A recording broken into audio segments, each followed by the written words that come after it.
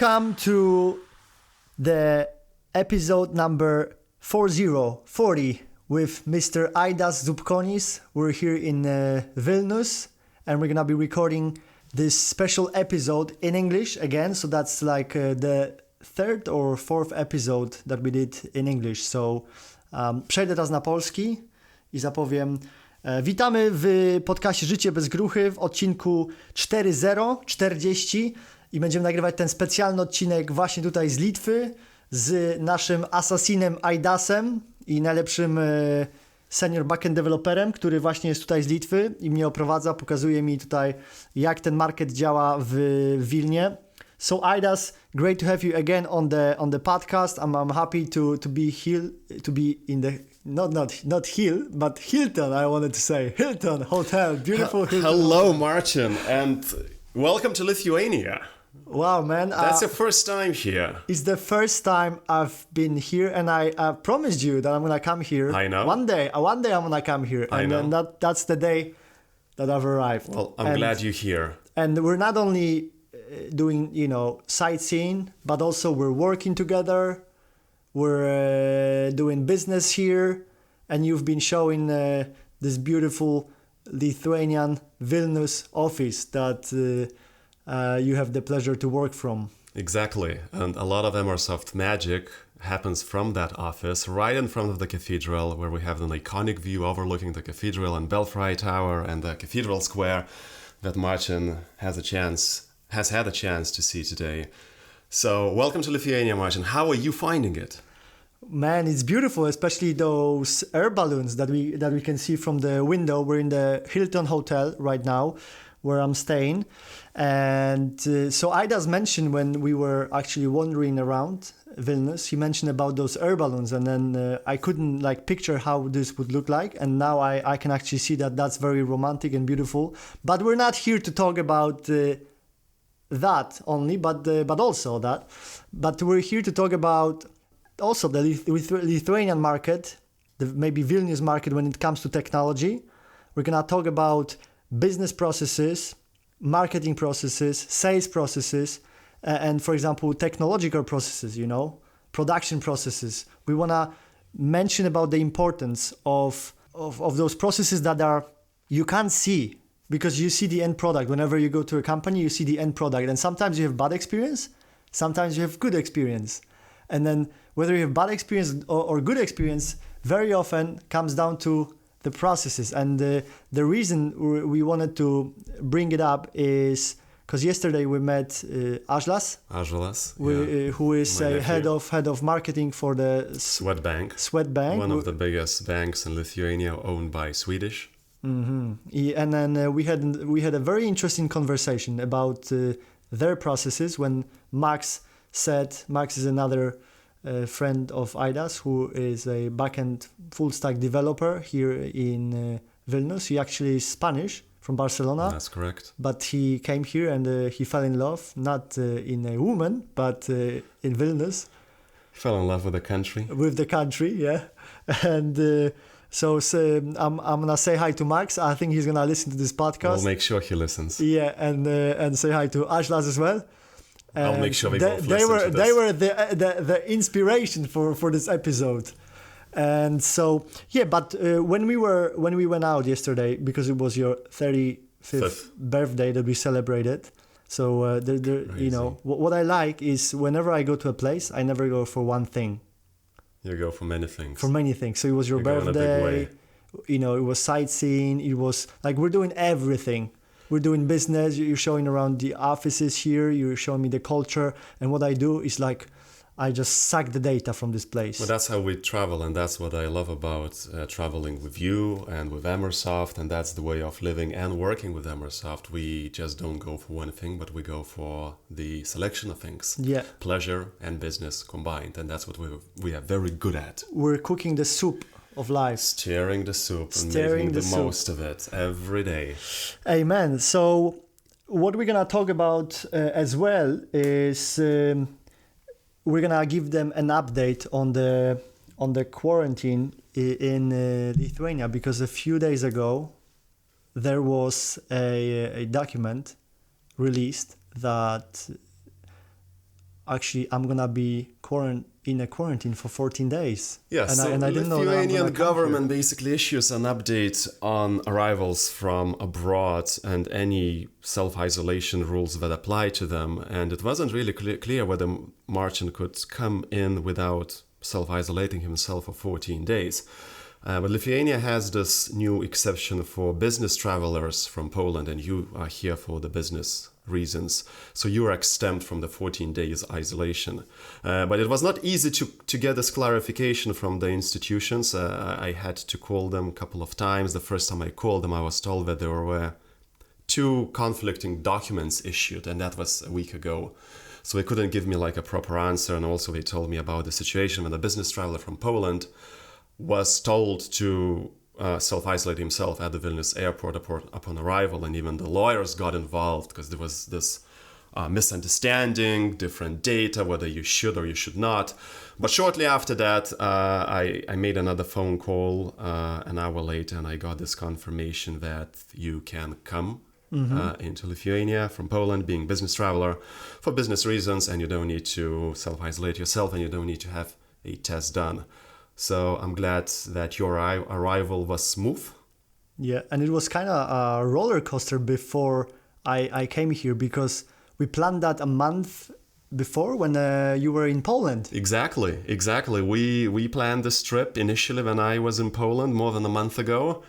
And up until a week ago, up until early last week, it was not really clear to me whether Marcin could fly over. And the reason I actually bring this topic to the table is because lots of people that want to commute now, connect between different countries, we actually foresee that they will have those problems. Like, I was at the airport and I was told at the airport actually that from the 26th of August, and today we have 23rd of August as we're recording this podcast, from the 26th there's no flights between Poland and Spain until 12th of September. So they put those measures, and also like flights from the US,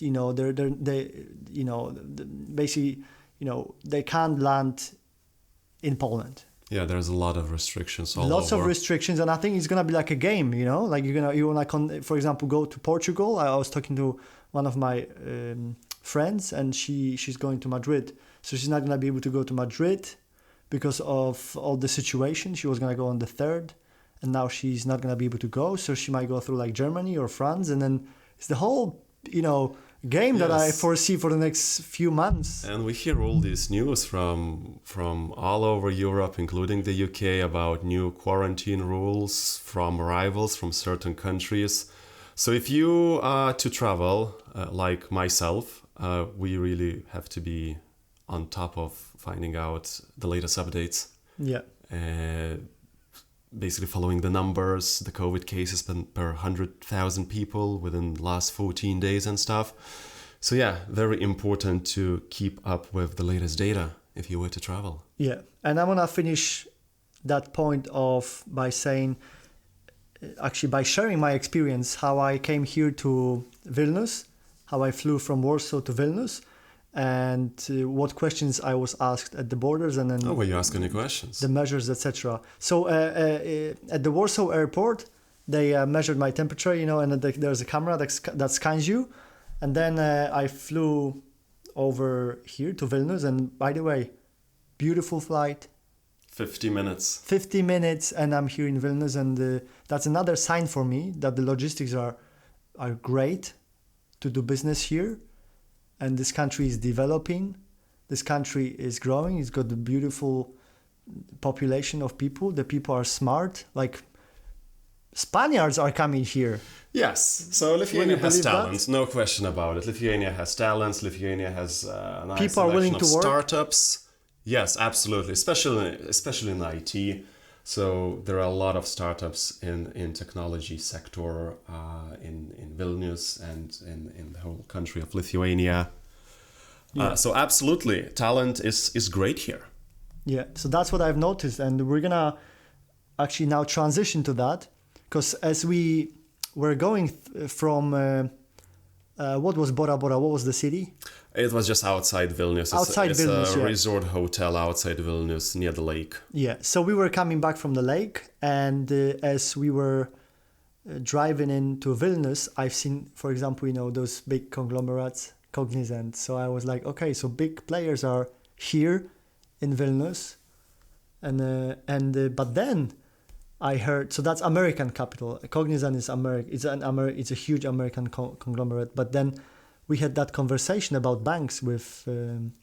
Most of the banks in Lithuania are based on Scandinavian capitals. Why is that?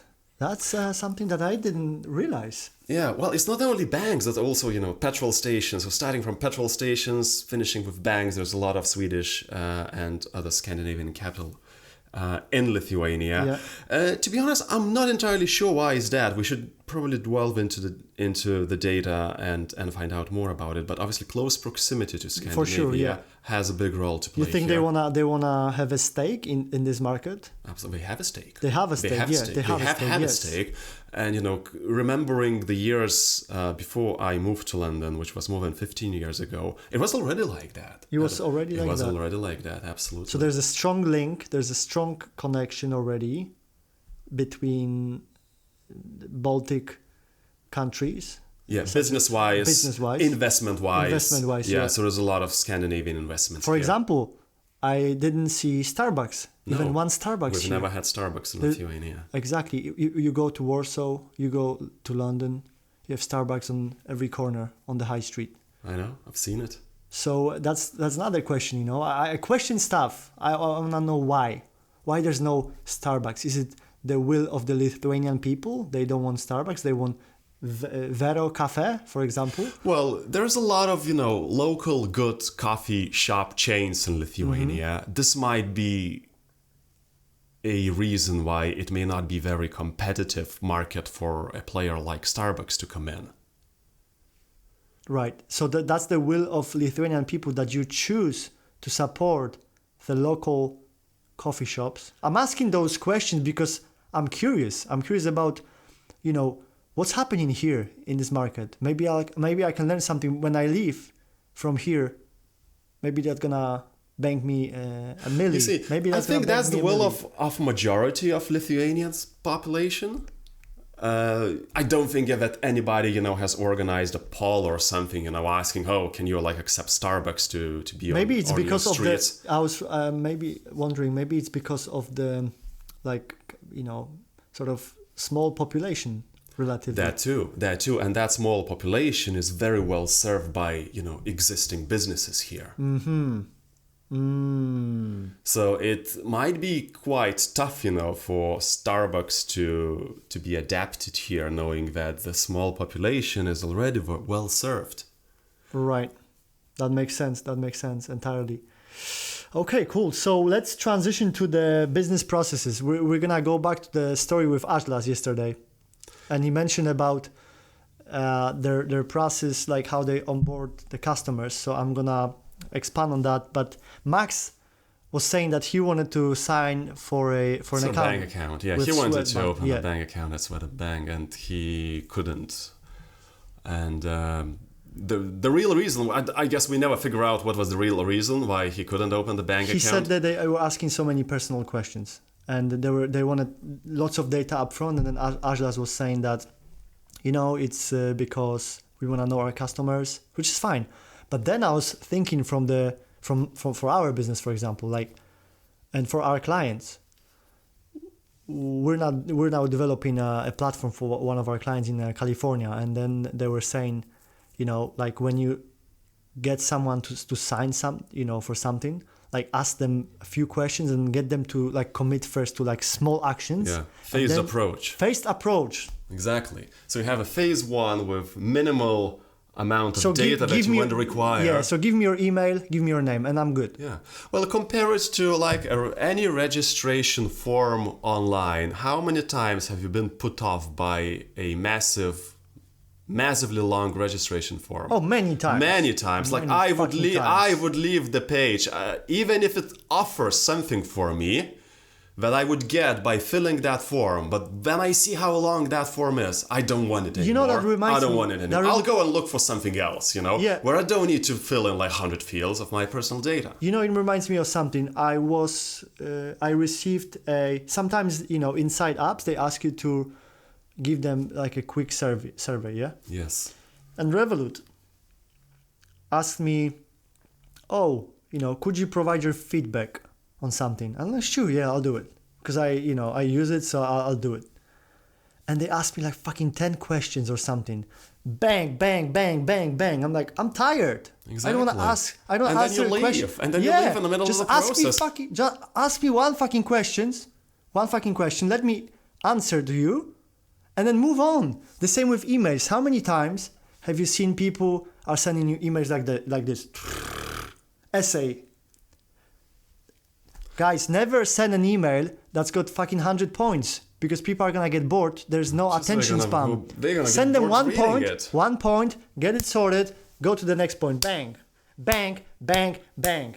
Yeah, same with the forms. Same with the collection of personal data. Yeah. Whether it's for a bank or for any other service. Well, banks, okay, they obviously they don't need perhaps all the personal data that they ask for, but they probably need more data than some other online service. For example, food delivery service. Like, I don't need to provide, you know, my hobbies for a food delivery service. Yeah, right? exactly. I know, right? So that's user experience, and that's exactly what we're specializing in.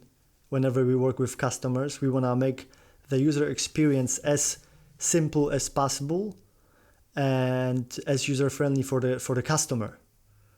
So that's the great example. But what I wanted to that leads me to another point that we have on our agenda, which is. Why do you think that happens in, for example, bigger banks like Swedbanks or? Well, obviously there's an appetite for personal data. Oh yeah. Well, with banks, I guess they are required, you know, by law to collect some data. Obviously, they want to collect more than just. But they can do data. it in a user-friendly manner, and they can do a better job than they're doing now. Most likely. Yeah. Most likely. So this leads us to a phased approach. If you want to open a bank account.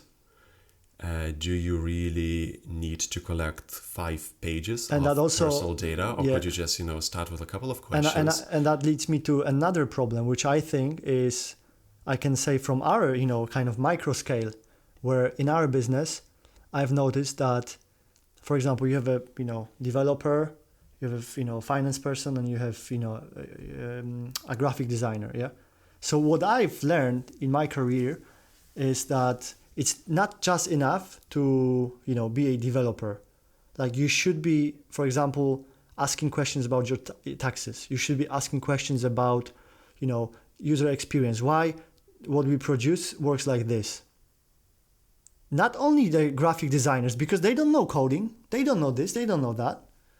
Business people should be involved in that. They should be giving feedback. They should be listening to the customers. And listening to the customers and then applying the feedback, that's another story. Because the team needs to apply. And the team will not apply and execute the feedback from the customer if they're not more holistic. If they're not more involved. If they're not more involved. But they will be only more involved when they're more holistic, I think. Because when you look at the corporation, you have a beautiful, you know, definition of roles. So you're a developer, you don't touch anything else. You're this, you're a graphic designer, you don't touch anything else. You're in the finances, you don't touch anything else. But you see, that's what causes Gruchy syndrome. Yeah. Right? But then the customer suffers and the business suffers. And the productivity is not as efficient as it could be, you know, if it wasn't for that. So that leads me to the conclusion that we should kind of look at the processes as kind of overlapping circles. So let's say I'm developing business. That doesn't mean that I will not get involved into product creation. That doesn't mean that I will not get involved into customer support. I will. And actually, I was studying very, very successful people. They get involved in different stuff, you know. Right, and that's not what happens at the big corporations. No. That's definitely and I think opposite. that's why it takes them so, you know, so long to implement that. Because if you have, such a fucking army of developers, army of people, army of this, why does it take you so long to implement such, simple user experience stuff?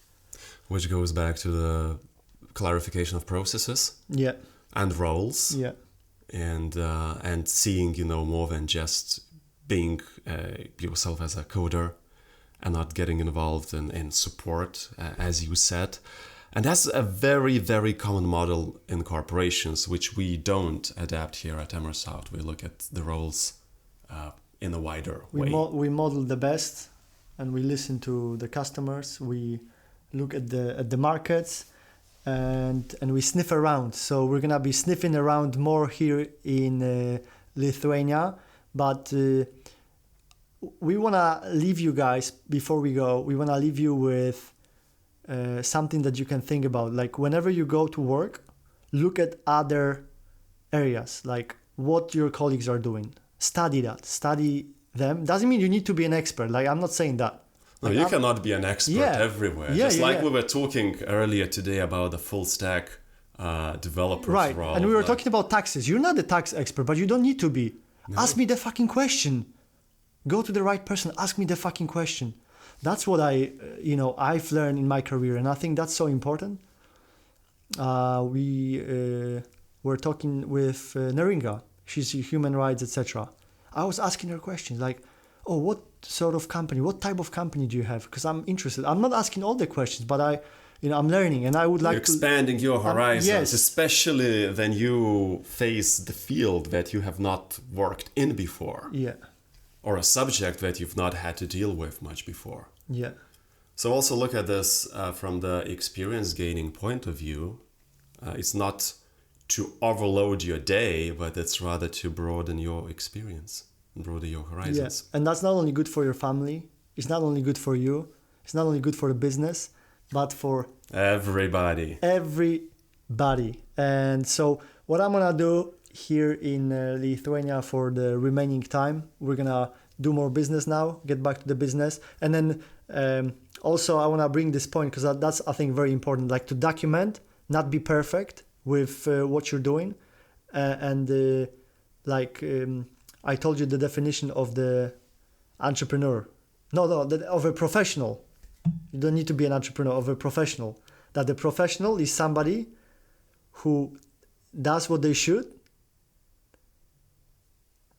even though they don't feel like that. So we didn't feel like, recording this podcast, like, oh, you know what, it's Sunday, let's stay, and let's do other stuff. But like, let's record this podcast because then someone will benefit from listening to our experience, and then we'll go back and we'll improve from that conversation. So I really hope our audience will find this useful. Yeah. Sharing our ideas here on this beautiful Sunday afternoon. And we're saying hi to everybody that I've met. That they will probably listen to this podcast, and also. And you've met quite a few people from my friends and relatives circle. Yeah, and here. I'm looking to meet more people here in Vilnius and do more business. We've already started doing some business here, but we want to do more because we're hungry for more. Of course. So, and we're going to be expanding those processes. We're going to be learning more and sharing with you because that's super important. So I really like this flexibility and agility that we have in Emersoft. We had a mini outpost in Poland, in Warsaw and Wrocław just a little over a month ago. And now here we are in Lithuania. And let's see where we're going to be next, in a month or two. Yeah, so if someone would like to join our company, we're looking now for great WordPress developers. If you're a great WordPress developer, you're doing e-commerce. If you're passionate about what you do, if you see quality in what you do, and if you wanna achieve even more greater quality in your products, if you love what you do, you might be the right person to work with us. Yeah. And I hope we're gonna get more Lithuanian talent. Really, I hope. Yeah, there's a lot to choose from. Yeah. There's a lot to choose from. I love working with people from Eastern Europe because we have a very similar culture, and we can get shit done. Not everybody can. No, not everybody can. Yeah, the people that we select, they're the best, for sure.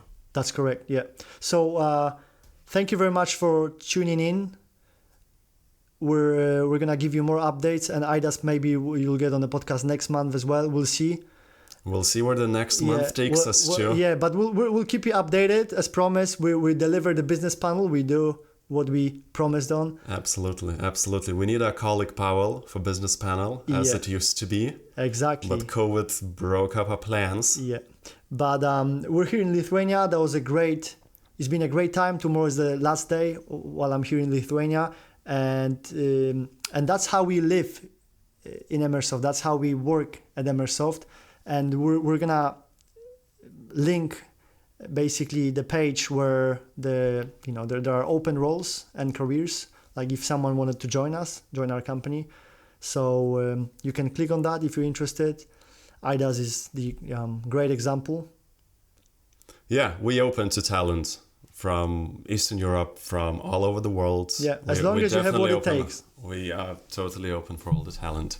Exactly. So greetings from beautiful Vilnius, where I'm gonna 100% return, and always welcome. And I'll talk to you next week then. Talk to you later. Yeah. I'll talk to you, the listeners. Okay, bye bye. Życie bez gruchy. Jedyny życiowy podcast w Polsce dla geeków.